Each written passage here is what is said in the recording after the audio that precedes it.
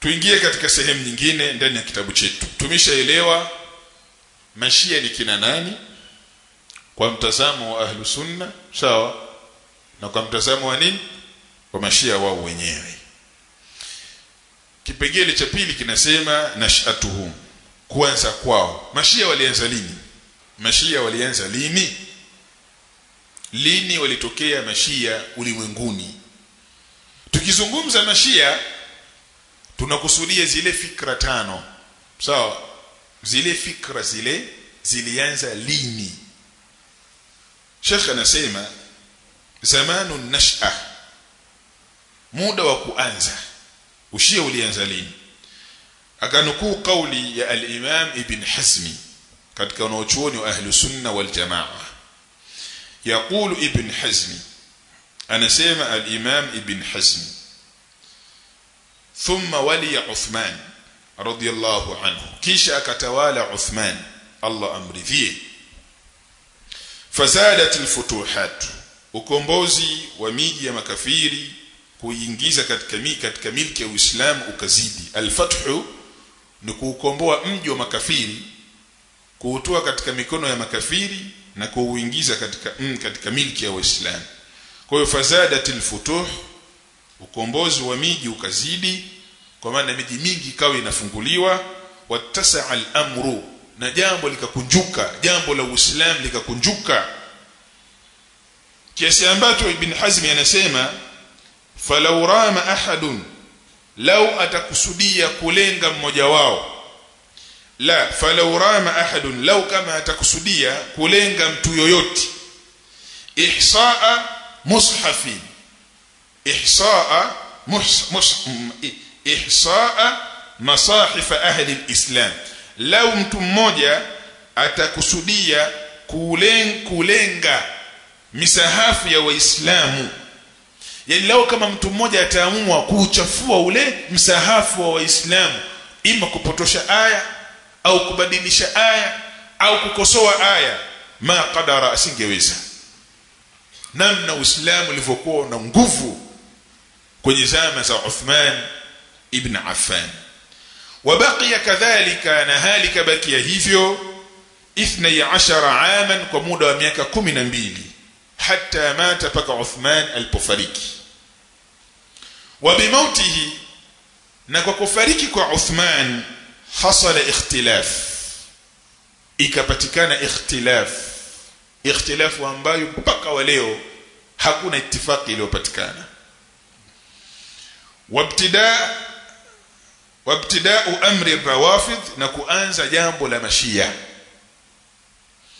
Wabimautihi, na kwa kufariki Uthman, hasala al-ikhtilaf, ikapatikana ikhtilaf katika umma. Wabtida'u amri rawafid, na kuanza jambo la mashia. Kwa maana mashia walianza lini? Baada ya kuuawa kwa nani? Kwa Uthman. Na miongoni mwa watu ambao walichangia sana Uthman kuuawa ni Abdullah ibn Saba. Abdullah ibn Saba ni katika jumla ya watu waliotoa mchango mkubwa sana kwenye kuwashawishi watu kumuua Uthman. Kwa hiyo Uthman alipouawa kwa kuzingirwa katika nyumba yake, na waliomuua Uthman ni Waislamu wenyewe. Hakuna kafiri ambaye aliingia katika mji wa Madina kumuua Uthman. Waliomuua Uthman ni Waislamu wenyewe. Fitna tu zimeingia, uchochezi. Na fitna hiyo ilitokea Misri, sababu Abdullah ibn Saba alikwenda Madina akafanya uchochezi akashindwa, akaenda Sham akafanya uchochezi akashindwa, akaenda Misri akafanya uchochezi akafanikiwa. Kulikatoka kundi la watu mpaka kwa Uthman, wakamuua Uthman. Baada ya Uthman kuuawa, Waislamu hawajawahi kukaa tena pamoja mpaka wa leo, na hawatokaa pamoja tena mpaka kiyama kinasimama. Sisi tumeelewana? Na wakikaa pamoja basi ni kundi la watu tu watakaa pamoja, lakini si kwa maana ulimwengu mzima wa Kiislamu ukae pamoja, la. Kwa sababu fitna ilikuwa ni kubwa, ambayo ilipelekea baadhi ya masahaba kupigana wao kwa wao, na ikhtilafu ikaendelea hivyo.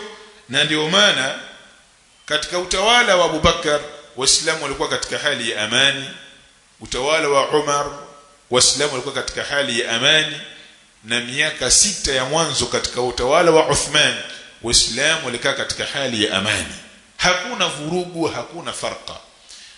Mwisho wa utawala wa Uthman hali ikabadilika mpaka Uthman akaja akauawa.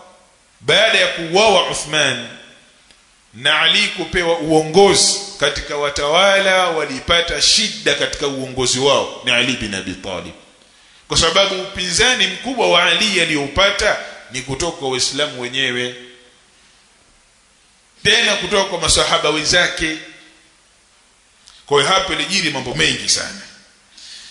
Akaendelea Ibn Hazm kusema wakanat wafatu Uthman, Sheikh anasema wakanat wafatu Uthman, na ilikuwa kufariki kwa Uthman sanata 35, ni mwaka 35. Uthman aliuawa mwaka 35, kipindi ambacho watu wamekwenda ibada ya hija. Madina kulikuwa hakuna watu, masahaba wengi wameenda za hija, na yeye mwaka ule hakwenda kufanya ibada ya hija, alibakia Madina. Kwa hiyo watu wakavizia kwamba muda huu waislamu wengi wametoka katika mji wa Madina wamekwenda Maka katika ibada ya hija. Watu wakaingia katika mji wa Madina wakazingira nyumba ya Uthman na hatimaye wakamuua. Kwa hiyo mwaka 35 Uthman akauawa. Wadhakara Ibn Hazm aidha, na ametaja Ibn Hazm vile vile anna rawafidha, kwamba mashia firaqun, sawa, ni makundi mengi. Ar-rawafidh mashia firaqun, ni makundi mengi. Hadatha awwaluha, lilitokea kundi la kwanza la mashia baada mauti nabii sallallahu alayhi wasallam, baada ya kufariki mtume sallallahu alayhi wasallam bi 25 sana, kwa miaka 25. Yani tokea mtume afariki hisabu miaka 25, sawa, ndiyo ushiyofanya nini ulianza, ambao ukichukua hii miaka 35, mwaka 35 ambao Uthman aliuawa, ukitoa miaka 10 inabakia miaka mingapi? 25, ambao miaka 10 ni ile miaka ya mtume Muhammad sallallahu alaihi wasallam, na miaka 25 ni utawala wa Abu Bakar mpaka utawala wa Uthman. Kwa hiyo kundi la mashia la kwanza kabisa lilizuka baada ya kufariki mtume kwa muda wa miaka 25. Wakana mabda'uha, na ilikuwa mwanzo wake ijabatu, ni kumjibu au kumuitikia man khadhalahu Allah ta'ala, yule ambaye Allah amemnyima nusra lida'wati, kwenye ulinganio, man kada alislami, wa yule ambaye aliufanyia vitimbi uislamu. Wakana mabda'uha, na ilikuwa mwanzo wake. Mwanzo wa nini? Maushia. Tukizungumza ushia kwa maana hizi fikra hizi za kudai kwamba Ali ni khalifa, mtume aliacha usia, Ali ni maasum, hizi fikra hizi. Wakana mabda'uha, na ilikuwa mwanzo wake ijabatu, ni kumuitikia man khadhalahu Allah, yule ambaye Allah amemnyima nusra lida'wati, kwenye ulinganio, man kada alislami, wa yule ambaye alifanya uvitimbi uislamu. Yani anamkusudia Abdullah ibn Saba'in, Abdullah ibn Saba'in.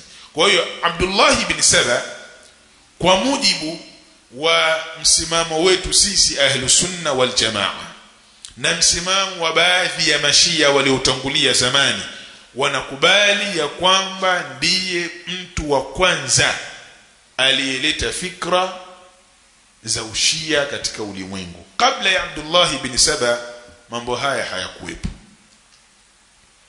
Kabla ya Abdullah ibn Saba mambo hayo hayakuwepo. Darasa yetu kwa leo itaishia hapa.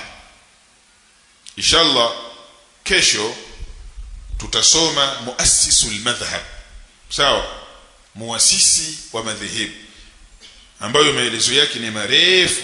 Na hapa tutasoma ya kwamba mashia wenyewe wanakiri ya kwamba mtu wa kwanza aliyeleta fikra za kwamba Ali ni khalifa baada ya mtume, mtu wa kwanza kabisa ni Abdullah ibn Sabain. Kwa kumalizia darasa yetu katika siku hii ya leo ni kwamba Sheikh ameelezea kuanza kwa ushia ambako ametaja kauli ya al-Imam Ibn Hazm al-Andalus. Hizi fikra hizi zilianza baada ya kuuawa kwa Uthman, na hii ndio kauli iliyo sahihi, kwa sababu baada ya Abdullah ibn Saba kufanikiwa katika fitna za maqtal Uthman, baada ya kufanikiwa katika fitna za maqtal Uthman akawa tayari ameshauawa, alianza kudhihirisha zile fikra sasa za kudai kwamba kiongozi baada ya mtume alikuwa nani? Ali bin Abi Talib, na fikra ya kuwatukana masahaba wa mtume Muhammad sallallahu alaihi wasallam alianzisha yeye kwa wakati huo. Na Ali bin Abi Talib alivouliwa, yeye akaja na fikra ya kwamba Ali hajafa, amekwenda kwa Allah na baadaye atarudi. Kwa hiyo ulinganio huu aliulingania kwa muda na ukapata nguvu katika baadhi ya miji ambayo, hasa miji ambayo asili yake masahaba mtume Muhammad sallallahu alaihi wasallam walikuwa hawaishi katika miji hiyo, kama vile mji wa Kufa na mji wa Misri. Kwa upande wa Mashia, hili unalikubali au unalikataa kwamba ushia uliasisiwa na Abdullah ibn Saba? Mashia wamegawanyika katika makundi hayo matatu. Kundi la kwanza wanakataa, wanasema hapana, ushia ulianza tokea siku ambayo Allah alimuumba Adam alayhi salam. Kipindi Allah amemuumba Adam, alafu akampangusa Adam katika mgongo wake, akatoa wale viumbe wote, akawashuhudisha wale viumbe, je, mimi somo la wenu? Sawa. Akachukua ahadi pale Allah na viumbe wale. Ile siku ambayo Allah alichukua ahadi kwa viumbe wake mbele ya Adam alayhi salam, wenyewe wanasema ya kwamba hiyo siku hiyo ndio ushia ulianza siku hiyo hiyo. Kwa hiyo Adam amekuja, alikuja na nani? Na ushia. Mshaelewa? Adam akafariki, ushia ukabaki. Mpaka Nabii Nuh amekuja na ushia. Nuh kaondoka, Nabii Musa, Nabii Suleimani, na mtume yoyote unayemjua wewe alikuwa mshia na alikuja na ushia. Kwa ushia ulianza zamani, tokea siku ambayo Allah subhanahu wa ta'ala amemuumba nani? Adam alayhi salam. Na wana aya zao ndani ya Qur'ani wako nazo. Ukiwaambia ushahidi wanakutajia aya fulani, wanakutajia na hadithi za uongo. Hilo ni kundi la kwanza. Kundi la pili wanapinga kwamba ushia haukuwepo zamani. Ushia ulianza baada ya mtume Muhammad sallallahu alaihi wasallam kupewa utume. Siku ambayo Jibril alayhi salam ameshuka kwa mtume katika gharu Hira, akamwambia iqra. Kisha baada ya hapo mtume akatoka kuwalingania watu waseme la ilaha illa Allah. Kuanzia mtume alipoanza kufanya da'wa ya kuulingania Uislamu, na ndio hapo akaanza kufanya da'wa ya kuulingania ushia. Hiyo ni kauli ya ngapi hiyo? Ni kauli ya pili. Mashia wenyewe wanazungumza hivyo. Kauli ya tatu wanasema kwamba ushia ulianza baada ya kufariki kwa Hussein ibn Ali bin Abi Talib. Pale ndio ushia ulipoanza. Hizi ndio kauli tatu za mashia wakiuzungumza nini? Ushia wao wenyewe. Na kila shia mmoja anashika msimamo wake. Je, kauli sahihi mbele yao ni kauli gani? Nikupe faida tu ya kwamba mashia hawana kauli sahihi katika dini yao. Mshanielewa? Na mashia hawana ittifaq katika dini yao. Masala yoyote unaoyajua wewe katika ushia, basi utakuta yana kauli zaidi ya moja. Ima ni masala kiitikadi au ni masala ya kifiqhi. Masala yoyote unaoyajua wewe katika ushia kuna kauli zaidi ya moja. Na kauli zote hizo sio sahihi. Yani kauli hii sio sahihi na kauli hii zote ni kauli za uongo, lakini kwa wao ni kauli sahihi. Kwa hiyo hakuna ittifaq baina ya mashia. Ushia ulianza lini? Hakuna ittifaq. Kuna wanaosema kwamba ushia ulianza baada ya Adam kuumbwa.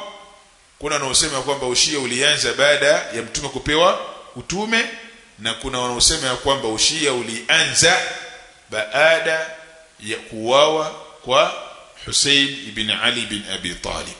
Sisi ahlus sunna wal jamaa tunasemaje? Sisi tunasema ya kwamba ushia ulianza baada ya kuuawa kwa nani? Kwa Uthman ibn Affan, chini ya ulinganizi wa Abdullah ibn Saba'in al-Yahudi. Na ndio maana sasa mashia hawataki wala hawamkubali Abdullah ibn Saba'in, hawamkubali kabisa, wanamkataa kabisa, kwa sababu wakimkubali Abdullah ibn Saba itakuwa tayari wamekubali ushia ulianzishwa na Myahudi. Na mashia waliojitokeza kumpinga Abdullah ibn Saba ni mashia wa zama za leo. Ama mashia wa zamani wote wanakubali ya kwamba Abdullah ibn Saba ndiye muasisi wa ushia, wanakubali kabisa kwenye vitabu. Na biidhnillah katika darasa zinazokuja tutasoma baadhi ya maandiko yao yanayokiri hilo jambo. Sawa eh? Tayib. Kuna kitabu kimoja mimi niko nacho kinaitwa Jaa Dawrul Majus. Kitabu kimeandikwa na Muhammad Sururu Zainul Abidin, mtu hizbi. Muhammad Sururu Zainul Abidin ameandika hicho kitabu Wajaa Dawrul Majus, lakini kwenye kitabu hiki ameficha lile jina. Baadhi ya chapa jina lake lipo na baadhi ya chapa lile jina ameliondoa. Ni kitabu kizuri sana. Ni kitabu kizuri sana kwamba mwanafunzi anayetaka kujua uhalisia wa nchi ya Iran jinsi ilivyo, atafute kitabu hiki Wajaa Dawrul Majus, asome kwa utulivu kabisa. Huyu bwana amefanya bahthi nzuri sana akichambua serikali ya Iran kuanzia ilivyoasisiwa mpaka hivi sasa. Na ndio maana katika hii bahthi yake akasema Wajaa Dawrul Majus, kwa maana huu utawala tunauona huu ndio ule utawala wa majusi ulioangushwa na Umar ibn al-Khattab radhiallahu ta'ala anhu. Umetofautiana majina tu na tawala, lakini ni majusi wale wale, fikra zao ni zile zile. Ila kwa kuwa Waislamu wengi masikio yao wao wameyatega katika vyombo vya habari, kile ambacho kitazungumzwa na BBC ndio atakichukua yeye, kile ambacho kitazungumzwa na redio za kimataifa za idhaa za Kiswahili na redio za kimataifa za Kiingereza yeye ndio atakayolichukua. Hasikilizi wanaochuoni wanasemaje, wala hasikilizi wala hasomi vitabu vya ahlul ilm wanasemaje. Kwa hili nimelizungumza katika njia tu ya faida,